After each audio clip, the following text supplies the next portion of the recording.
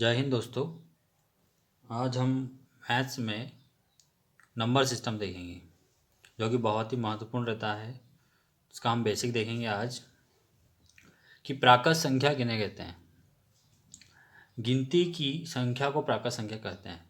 मतलब कि जिन वस्तुओं को हम गिना जा सकता है, जिन वस्तु को गिन सकते हैं, वो क्या कहलाते हैं? हमारी प्राकृत संख्या, नेचुरल नंबर। जैसे 1 2 3 4 5 6 और अनंत तक आदि जहाँ तक गिन सकते हैं हम, वो क्या कहलाती है? हमारी प्राकृत संख्या कहलाएगी। अगला देखते हैं पूर्ण प्राकृत संख्या। पूर्ण प्राकृत संख्या, प्राकृत संख्या में यदि शून्य को शामिल कर लिया जाए, जो प्राकृत संख्या है उसमें किसको शामिल कर लिया जाए? शून्य को शामिल कर लिया जाए तो वह संख्या है क्या कहलाएगी? हमारे यहाँ पर पूर्ण प्राकृत संख्या कहलाएगी। वह संख्या क्या कहलाएगी? पूर्ण प्राकृत संख्या। जैसे एग्जाम्पल के तौर पर देखते हैं हम 0 1 2 3 4 5 और 6। अब यहाँ पर 1 2 3 4 5 6 तो था ही से हमारा, तो ये क्या क्या था हमारे यहाँ पे? प्राकृत संख्या। अब पूर्ण प्राकृत संख्या किन्हें कहेंगे? जिसमें 0 को भी इसके साथ सम्मिलित कर लिया जाए तो वो क्या कहलाते हैं? हमारी पूर्ण प्राकृत संख्या। अब कई बार पूछा जाता है कि शून्य है, तो शून्य क्या है? एक हमारी यहाँ पर प्राकृत संख्या। शून्य क्या है? प्राकृत संख्या नहीं है। शून्य प्राकृत संख्या नहीं है। कई बार एग्जाम पूछा जाता है, तो शून्य एक प्राकृत संख्या नहीं होगी। आगे देखते हैं पूर्णांक संख्या। अगला हमारे यहाँ पे पूर्णांक संख्या, कि पूर्णांक संख्या किसको कहते हैं?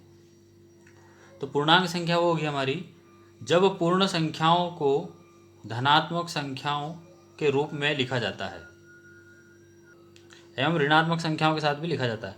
जब पूर्ण संख्याओं को धनात्मक एवं ऋणात्मक संख्याओं के रूप में लिखा जाता है तो वह पूर्णांक संख्या कहलाती है।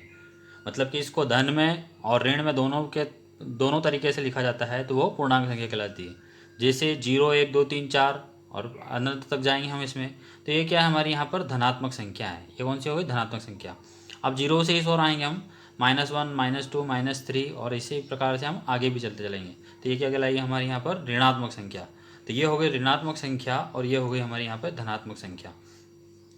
अगला देखते हैं हम सम संख्या।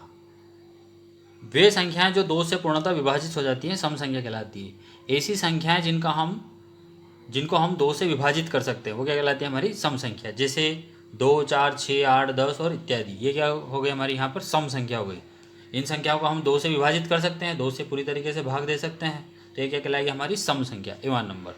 अगला देखते हैं विषम संख्या, ऑड नंबर। वे संख्याएं जो 2 से विभाजित न हो, ऐसी संख्याएं जिनको हम 2 से भाग नहीं दे सकते, वो क्या कहलाएगी? हमारे यहाँ पर विषम संख्या, ऑड नंबर। जिसमें 2 का भाग नहीं जाता, जिसमें 2 का भाग चला जाता है वो सम, जिसमें 2 का भाग नहीं जाएगा वो विषम संख्या कहलाएगी। जैसे 1 3 5 7 इत्यादि, ये क्या कहलाएगी? हमारे यहाँ पर विषम संख्या कहलाएगी। इसमें 2 का भाग नहीं जा सकता। अगला है भाज्य संख्याएं। ऐसी संख्याएं जो एक व स्वयं को छोड़कर किसी और संख्याओं से विभाजित हो जाती है। वे संख्याएं जो दूसरी संख्याओं से विभाजित हो जाए, या एक और स्वयं को, मतलब जो संख्या दे रखी है वो और एक को छोड़कर अन्य संख्याओं से विभाजित हो जाती है, वो क्या कहलाती है? हमारी यहाँ पर भाज्य संख्या है। जैसे 4 2 से विभाजित हो रहा है, 6 2 और 3 दोनों से विभाजित हो रहा है, 8 2 और 4 दोनों से विभाजित हो रहा है, 9 3 से विभाजित हो रहा है, 10 12 और इत्यादि, ये क्या कहलाएगी? हमारी भाज्य संख्या है।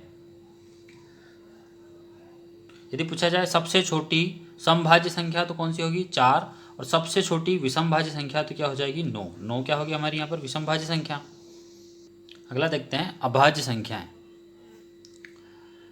Prime number. वे संख्याएं जो स्वयं व एक के अलावा किसी अन्य संख्या से विभाजित न हो।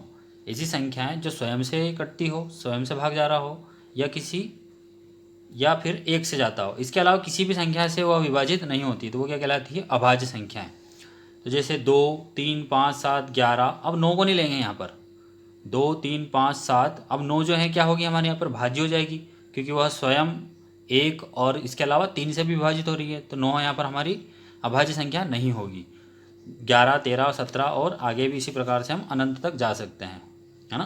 तो यहाँ पर सबसे छोटी यदि पूछा जाता है कि सबसे छोटी अभाज्य संख्या, तो सबसे छोटी अभाज्य संख्या कौन सी हो जाएगी? इसमें 2। कई बार परीक्षाओं में पूछा जाता है कि सबसे छोटी अभाज्य संख्या कौन सी है, तो सबसे छोटी अभाज्य संख्या कौन सी हो जाएगी? 2। एक ना तो भाज्य है और ना ही अभाज्य संख्या है, याद रखना इसको। आगे देखते हैं। जैसे पूछा जाता है यहाँ पे कि 1 से 100 तक में अभाज्य संख्याओं की संख्या कितनी होगी, तो 1 से 100 तक में अभाज्य संख्याओं की संख्या कितनी हो जाएगी 25। सबसे छोटी अभाज्य संख्या, तो सबसे छोटी अभाज्य संख्या कौन सी हो जाएगी 2। पूछा जाता है कई बार परीक्षाओं में कि 1 से 100 तक में कितनी अभाज्य संख्या होगी, तो 25 अभाज्य संख्या होगी। सबसे छोटी अभाज्य संख्या कौन सी होगी, तो सबसे छोटी अभाज्य संख्या हो जाएगी हमारे यहाँ पर 2। अब 25 अभाज्य संख्याएं देख लेते हैं कि 1 से 100 तक में वो 25 अभाज्य संख्या कौन कौन सी होगी, तो 2, 3, 5, 7, 11, 13, 17, 19, 23, 29, 31, 37, 41, 43, 47, 53, 59, 61, 67, 71, 73, 79, 83, 89 और 97। ये हमारी जो है 25 अभाज्य संख्या हो जाएगी। अब 1 से 25 तक अभाज्य संख्या कितनी हो जाएगी, तो 9 अभाज्य संख्या हो जाएगी। 1 से 50 तक अभाज्य संख्या कितनी हो जाएगी, तो 15 हो जाएगी। 1 से 100 तक में अभाज्य संख्या कितनी होगी, तो 25 होगी। अब ये क्वेश्चन जो है कई बार पूछा गया है एग्जाम में कि 1 से 70 तक अभाज्य संख्या कितनी होगी, तो 1 से 70 तक अभाज्य संख्या देखेंगे तो कितनी हो जाएगी, यहाँ पर 19 संख्याएँ हो जाएगी। ये हमारी अभाज्य संख्या होगी। अगला देखते हैं हम सअभाज्य संख्याएं। अब सअभाज्य संख्या उनको कहते हैं जब दो संख्याओं का महत्तम समापवर्तक 1 हो। दो संख्याओं का जो एचसीएफ है वो कितना होना चाहिए 1। चाहे कोई सी भी दो संख्याएं लेंगे और दो संख्याओं का एचसीएफ कितना होगा 1 होगा, तो वहाँ पर वो संख्या क्या कहलाएगी, हमारी यहाँ पर सअभाज्य संख्या कहलाएगी, मतलब एक जोड़ा बन जाएगा उनका। चलिए देखते हैं, जैसे 2 और 5 इन दोनों का क्या होगा, यहाँ पे एचसीएफ 1 होगा। 2 और 7 का एचसीएफ कितना होगा 1 होगा। 4 और 9 दोनों का एचसीएफ कितना होगा 1 होगा। 15 और 8 का एचसीएफ कितना होगा 1 होगा। आगे भी इसी प्रकार से कई हो सकती हैं। तो ये ऐसी संख्याएं जिनका महत्तम समापवर्तक 1 हो वो क्या कहलाएगी, यहाँ पर हमारी सअभाज्य संख्याएं कहलाएगी। आगे देखते हैं, अगला है परिमेय संख्या। वे संख्याएं जो P/Q के रूप में लिखी जाती हैं, P/Q के रूप में लिखी व्यक्त की जाती हैं, वो क्या कहलाती है हमारे यहाँ पर P परिमेय संख्या। जहाँ P व Q पूर्णांक हो, जो P और Q दोनों क्या हो पूर्णांक। अब Q जो है वो क्या नहीं होना चाहिए, शून्य नहीं होना चाहिए, मतलब कि यहाँ पर ये इसकी वैल्यू क्या नहीं होना चाहिए, 0 नहीं होना चाहिए। जैसे 2/3, 9/1, 3/8 ये क्या है हमारी परिमेय संख्या है। 3 भी क्या है हमारे यहाँ पर परिमेय संख्या है। 7 भी क्या है परिमेय संख्या है। -2/5 क्या है हमारे यहाँ पर परिमेय संख्या है। इसको भी मान निकाल सकते हैं हम, इसको भी चाहे माइनस में हो प्लस में हो चलेगी, है ना। अब यहाँ पे रूट में दे रखा है तो रूट में इस दोनों को बाहर निकालेंगे तो 5 और 6 हो जाएगा, तो ये भी क्या होगा हमारे यहाँ पर परिमेय संख्या हो जाएगी। अब शून्य जो है वो शून्य क्या है हमारे यहाँ पर परिमेय संख्या है। पूछा जाता है कई बार कि शून्य क्या है, तो शून्य जो है हमारी एक परिमेय संख्या है। अब यहाँ पर अगर हम देखते हैं पाई का जो मान रहता है वो किस में आता है, अपरिमेय संख्या में आता है। और अगर यहाँ पे पाई को हम निकाल सकते हैं तो पाई का मान हो जाता है 22/7, तो वो क्या हो जाता है हमारे यहाँ पर 22/7 जो रहेगा ये क्या हो जाएगा परिमेय संख्या हो जाएगी। 22/7 परिमेय संख्या हो जाएगी, लेकिन पाई के रूप में लिखते हैं इसको, तो ये क्या होता है हमारा अपरिमेय होता। अगला देखते हैं अपरिमेय संख्या। अपरिमेय संख्या जो परिमेय नहीं है वो क्या कहलाएगी अपरिमेय, या वो संख्याएं जो करनी से मुक्त ना हो, जिनको रूट से हम बाहर नहीं निकाल सकते, जिनको हम करनी से बाहर नहीं निकाल सकते, वो क्या कहलाती है हमारे यहाँ पर अपरिमेय संख्या। जैसे √3, √2, √1/2 या फिर पाई।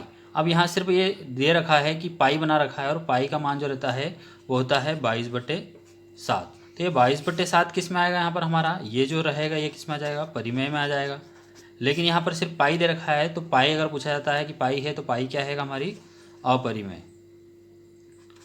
हो जाएगा। पाई जो रहेगी अपरिमेय हो जाएगी, और इसको अगर बाहर निकालेंगे तो 22/7 क्या हो जाएगा यहाँ पर हमारा परिमेय हो जाएगा। दोस्तों यदि वीडियो पसंद आया है तो लाइक करें, कमेंट करें, अपने दोस्तों के साथ शेयर करें, और जो नए लोग हैं उस चैनल को सब्सक्राइब करें। धन्यवाद। जय हिंद।